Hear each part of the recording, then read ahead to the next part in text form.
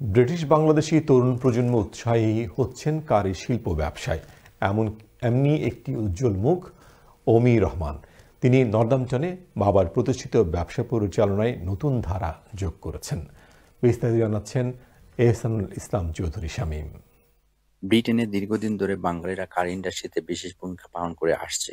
তবে সাম্প্রতিক সময়ে স্টাফ সংকট সহ নানা সমস্যা জর্জরিত এই খাত। বিশেষ করে ব্রিটিশ বাংলাদেশের নতুন প্রজন্ম এই সেক্টরে আগ্রহ দেখাচ্ছে না। কিন্তু নর্থাম্পটনে এর ব্যতিক্রম তৈরি করেছেন ২৬ বছর বয়সী ব্রিটিশ বাংলাদেশের তরুণ অমি রহমান। তিনি বাবার প্রতিষ্ঠিত ব্যবসা তামারিন রেস্টুরেন্টের মূল দায়িত্ব নিয়েছেন এবং রেস্টুরেন্ট পরিচালনা নতুন ধারা যোগ করছেন। তার বাবা বিসিএর চিফ ট্রেজারার টিপু রহমান। অমি রহমান বার্মিংহাম সিটি ইউনিভার্সিটি থেকে ফার্স্ট ক্লাস পেয়ে মাস্টার্স ডিগ্রি অর্জন করেছেন। এরপর তিনি আউডি কোম্পানি এবং ন্যাশন ওয়াইড ব্যাংকে সফলভাবে চাকরি করেন। চাকরি ছেড়ে পারিবারিকভাবে বাবার ব্যবসায় ফিরে আসেন।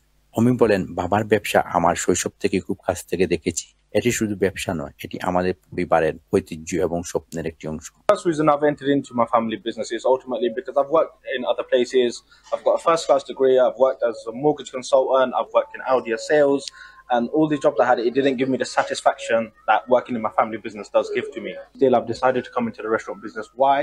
It's because ultimately I want to leave a legacy behind, and I want to carry on the legacy of my father. Overall, I think a lot of people should aim to come into the businesses that their dads may have left behind or uncles. Why? Because it's something of your own, something to be proud of, something you could set targets and goals for. অমি রহমানের মতো উদ্যমী তরুণরা প্রমাণ করছেন ঐতিহ্যকে আধুনিকতার সাথে মেলালে সাফল্য অনিবার্য। Ehsanul Islam Chowdhury Shamim, channel S news, Northampton.